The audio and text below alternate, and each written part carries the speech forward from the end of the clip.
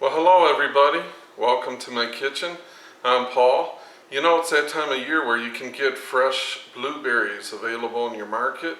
So that can just mean one thing. It's time for some blueberry cobbler. Let's jump right into it. Okay, so we are starting off. I had about 3 pints of blueberries. If you've got 2 pints, that's fine. If you got 4 pints, that's fine.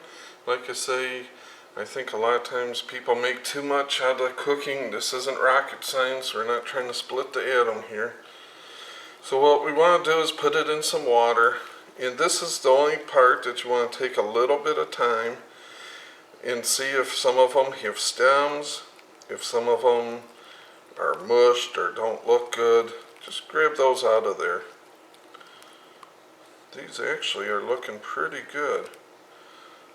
I guess it depends on the brand.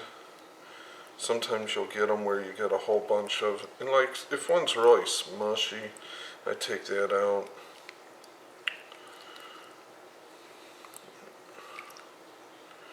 Some brands seem to have more stems than other ones.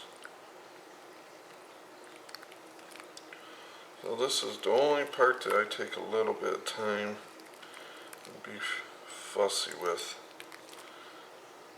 And these actually are looking pretty good to me. I'm not seeing any yucky ones. I'm not seeing any stems. Alright, here we've got the blueberries strained out. We're going to add to it a little bit more than a cup of milk. Something like that. Just put that right in there. Now I've melted 2 sticks of butter. We're going to add that to it. All right in there.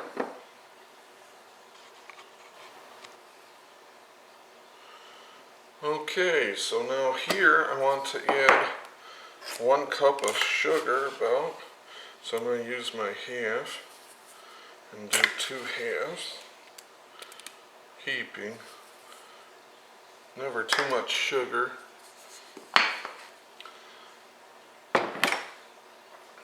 Next, I want to add in about a teaspoon of vanilla. And this is homemade vanilla, by the way. And the way you do that is you just get you some vanilla beans and some vodka, and you can make as much vanilla as you want, time and time and time again. So, and it's good stuff. So there goes 1 teaspoon of that vanilla. So now we just, oh, and by the way, I've got the oven preheated now to 350. So you want to get that turned on. Now what we want is some Bisquick. We're going to use 3 cups worth. So I've got my 2-cup measuring spoon here. There we go, let's say about 2. And we'll just guess at it. A little extra don't hurt because, there we go. That just looks about right.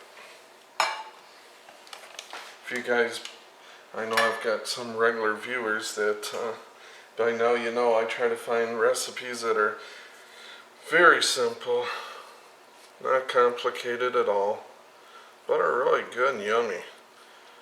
So keeping to the quick and easy theme. So that's what we're after.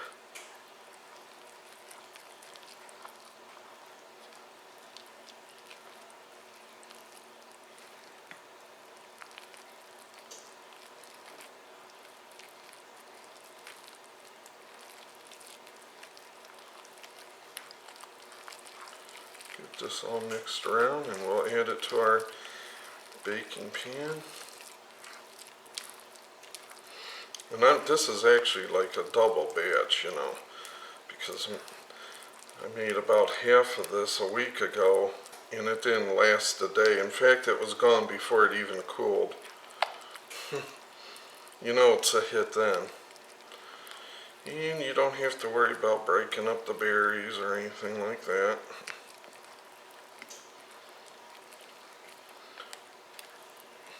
There we go. That's looking good. So this is a 3-quart cooking pan. Use what you got. If it'll hold it, it'll work. You just don't want it too thinned out, which this is looking just about perfect. So we get it all in here. You can see the batter's like starting to set up already a little bit. That's good.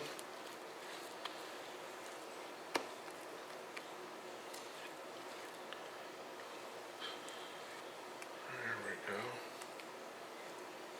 Now we're going to cook this at 350 for about, I'm going to start looking at it, probably about 45 minutes. We want it a little bit brown on top. So what I think I'll do is cover it with some foil and stick it in there. Probably check it at 30 minutes. Probably take off the foil at that point, depending how it looks like. Okay, well that's it foiled. She looks like she's ready to go. Listen guys, if you don't have foil, don't sweat it. Just be checking it. That's all. It's not the end of the world. You can still cook it. Just keep checking it. You don't want the top to get too browned. You know, there's nothing that's dangerous in here, like raw eggs or anything like that, that we have to be too worried about. So let's stick her in the oven and see how she turns out. Alright guys, so this is what we want it to look like. This actually ended up taking about an hour overall. I cooked it about half an hour with the foil covering it, and I checked it at 30 minutes, took it off, and then there's no guarantee your oven's going to cook the same, so you know, when you get around 45 minutes, you really want to start watching it like every 5-minute intervals. But you know, I try to get where you get a nice nice browning along the edges. You can see the inside is set up, so it's nice and done inside. And don't it just look good? I think that always comes out real nice. All you need now is a little bit of vanilla ice cream, maybe some whipped cream for a topping, and you're good to go. This is a fun dish to make, and I really appreciate you guys tuning in and checking it out, and I hope you'll try it. Let me know what you think. As always, thanks for tuning in. You can check out more of my cooking videos. I have a playlist on my channel. Thanks for watching, and I'll see you soon.